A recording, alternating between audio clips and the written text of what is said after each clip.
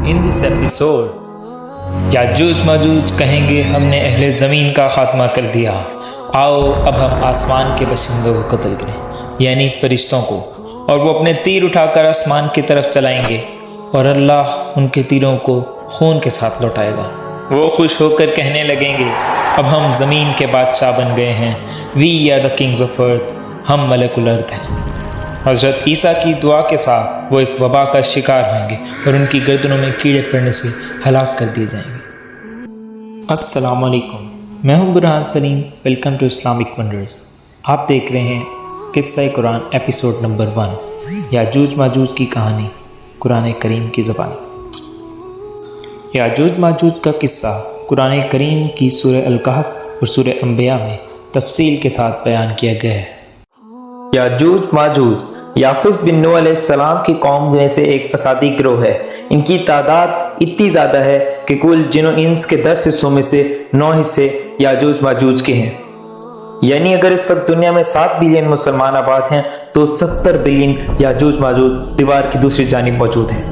अब जानते हैं वो कौन सी हस्ती है जिन्होंने याजूज माजूज को दीवार की दूसरी जानिब बंद किया। हज़रत जुल्करनैन अलैहिस्सलाम, जिनका नाम जुल्करनैन यानी 2 सींगों वाला इसलिए मशहूर है कि उन्होंने दुनिया के दोनों किनारों तक सफ़र किया और दुनिया फतह की। कुरान करीम में एक एक करके इनके सफ़र मशरिक और सफ़र मगरिब के तमाम वाक़यात तफसील के साथ बयान किए गए हैं।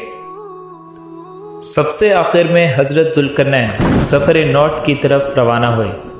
आइए जानते हैं कुरान करीम में इस सफ़र के बारे में क्या बताया गया है। ثم أتبع سببا حتى إذا بلغ بين السدين وجد من دونهما قوما لا يكادون يفقهون قولا قالوا يا ذا القرنين إن يأجوج ومأجوج مفسدون في الأرض فهل نجعل لك خرجا على أن تجعل بيننا وبينهم سدا۔ ترجمہ: پھر وہ ایک اور راستے سے پیچھے چلا، یہاں تک کہ جب 2 پہاڑوں کے درمیان پہنچا تو اس نے ان پہاڑوں کے آگے ایسی قوم کو پایا جو کوئی بات سمجھتے معلوم نہ ہوتے تھے۔ انہوں نے کہا، اے ذوالقرنین، بے شک یاجوج اور ماجوج زمین میں فساد بچانے والے لوگ ہیں، تو کیا ہم آپ کے لیے کچھ مال مقرر کر دیں اس بات پر کہ آپ ہمارے اور ان کے درمیان ایک دیوار بنا دیں۔